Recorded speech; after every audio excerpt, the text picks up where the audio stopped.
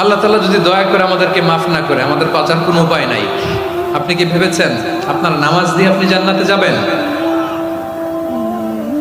আপনি তাহাজ্জুদ গুজার সেজদা দিতে দিতে কপালে দাগ ফেলেছেন, এটা আপনারা জান্নাতে নেবে না। আপনি এলাকার সবচেয়ে বড় হাতেম তাই দানশীল, এই দানের ভরসায় বসে আছেন।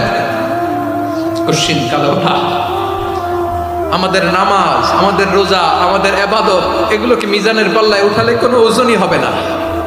তবে আমাদের একটা কৌশল জানা আছে, আমরা আল্লাহর রহমতের ভিখারি। আমরা সেদিন আগেই গুনার স্বীকৃতি দিয়ে দেব। আমরা বলবো, আল্লাহ তুমি প্রশ্ন করার আগে তোমার একটা কথা বলি, আমারে কিছু জিজ্ঞেস করো না, আমি সব করেছি। এমন কোন পাপ নাই যে পাপ আমারে দিয়ে হয় নাই। তোমার রহমত দিয়ে তুমি জান্নাতে পাঠাবা, তোমার দয়ায় জান্নাতে যেতে চাই, আমল দিয়ে না। পারবেন বলতে?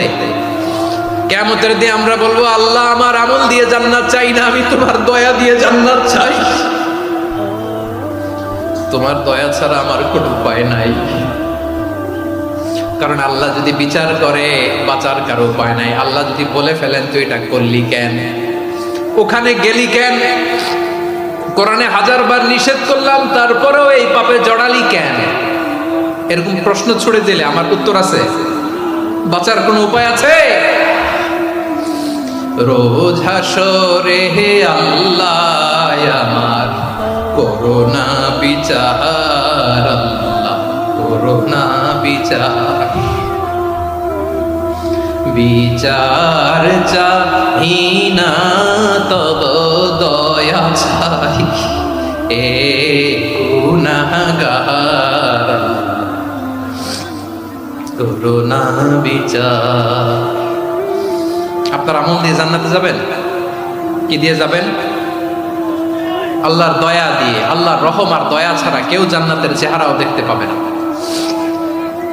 আমার প্রিয় ভাইরা, এই দোয়া আল্লাহর কাছে পছন্দনীয় হওয়ার কারণ 3টা। দোয়ার প্রথম অংশে আছে তাওহীদ, আল্লাহর একত্ববাদের ঘোষণা। এই দোয়ার দ্বিতীয় অংশ আছে তাসবিহ, আল্লাহর প্রশংসা সূচক বাণী। এই দোয়ার 3 নাম্বার অংশ পাপের স্বীকৃতি। তাহলে আমরা সবাই গুনাহগার। আমরা আল্লাহর কাছে পাপের স্বীকৃতি দিয়ে বলবো, ও আল্লাহ ইন্নী কুনতু মিনাজ জালিমিন, আমরা জুলুম করেছি, পাপ করেছি, অন্যায় করেছি, আল্লাহ বুঝতে পারি নাই। শয়তানের ওয়াসওয়াসায় পড়ে, বন্ধুর পাল্লায় পড়ে, নফসের খায়েশ মিটাতে যে আল্লাহ করে ফেলেছি। তুমি গুনাহ না মাফ না করলে আমাদের গুনাহ মাফ করার দ্বিতীয় কেউ নাই। ঠিক কিনা বলেন? এভাবে অনুতপ্ত হয়ে যদি আল্লাহর কাছে দোয়া করেন, দেয়ালে